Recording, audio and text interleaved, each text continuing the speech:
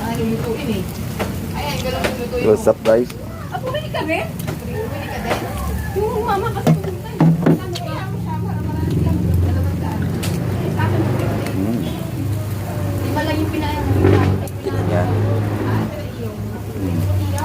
Ano gagawin dito? Ito. Ano to? May asin na.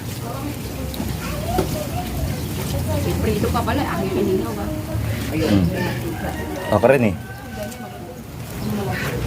Ay, ugasan mo nga to. Lalagyan natin. Tatanggalin ko na to? Oo, ugasan mo muna. Ugasan mo lang, lagyan natin ng inihaw. Pagkatiyo ka ng ano, ganun doon? Ha? Hindi na, bilasayan. Gago. Excuse me, 200 kilo niyan. Hindi mo kakakasipin ko rin dalindan yan. Ang laki-laki nga eh. Saan? Tingin dalawa. Yun guys. Dalawa lang. Isang hasa-hasa, talong, tsaka okra. Yan. Ihaw-ihaw.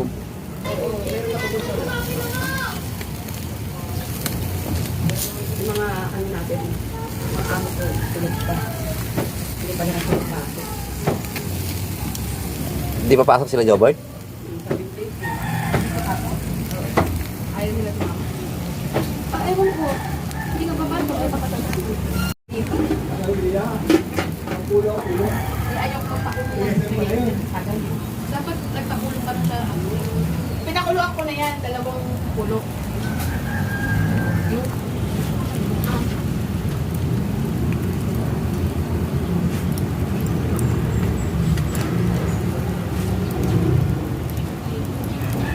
Yo, what's up? May galunggong tayo, hasa-hasa, tsaka yung okra. Yan. Ihaw-ihaw natin.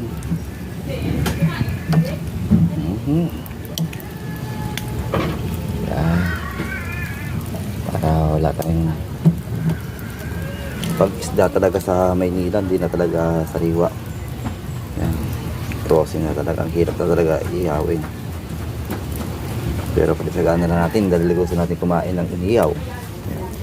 Makikita nyo po yung isda pag hindi na sariwa. Pag inihaw nyo, naglalabasan na po yung mga tinik-tinik sa tiyan at nalulusaw. Kaya dahan-dahan na lang po. Yan po ang diferensya ng hindi na ganong sariwa. Pero hindi naman siya binasaba. Hindi lang siya ganong kasi nababad na sa ito. Yan.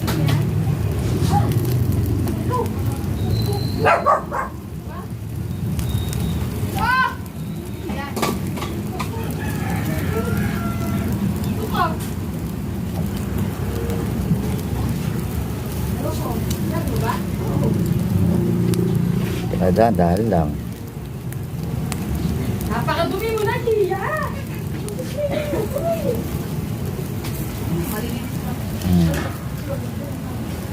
Dahan-dahan lang po ang pag-iikot-ikot niyan. Kasi aminado na tayo na hindi na po sariwa yan. Wala naman po tayo sa probinsya para meron tayong makuhang isdang sariwa na mabibili agad. Pero dito sa Manila, wag na po kayong aasa na meron pong sariwa. Maliban lang po sa tilapia dahil marami po dito wala isdaan. Yan. Tsaka bangus. Pinumaga itong isda na nakukuha sa dagat. Never na po kayo makabili. Kita niyo, di ba? Pero no choice. Gusto lang natin makakain ng inihaw na isda. Kaya kahit na ganyan, tiyaga na natin. Pagagandahin na lang natin. Yan. Huwag na tayo magsilan. Yan. What's up guys? Ha?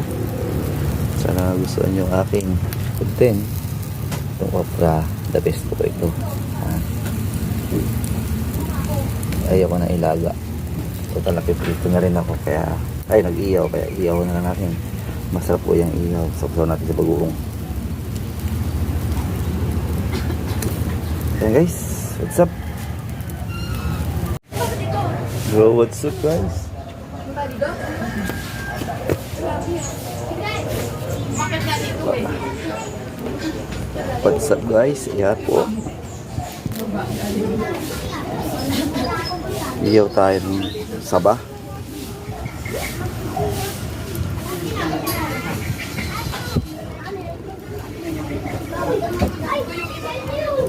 na lang.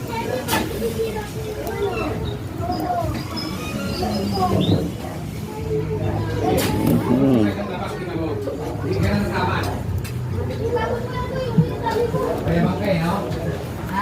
Ayan guys. Ito na lang ano. Dito lang, okay nanay.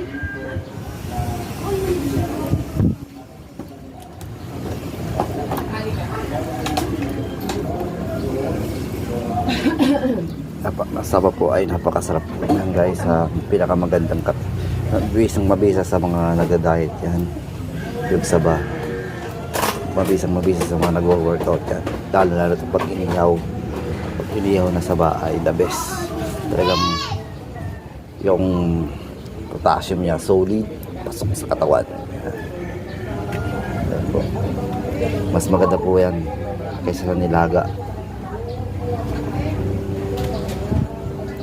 Yan guys, sarap yan, no?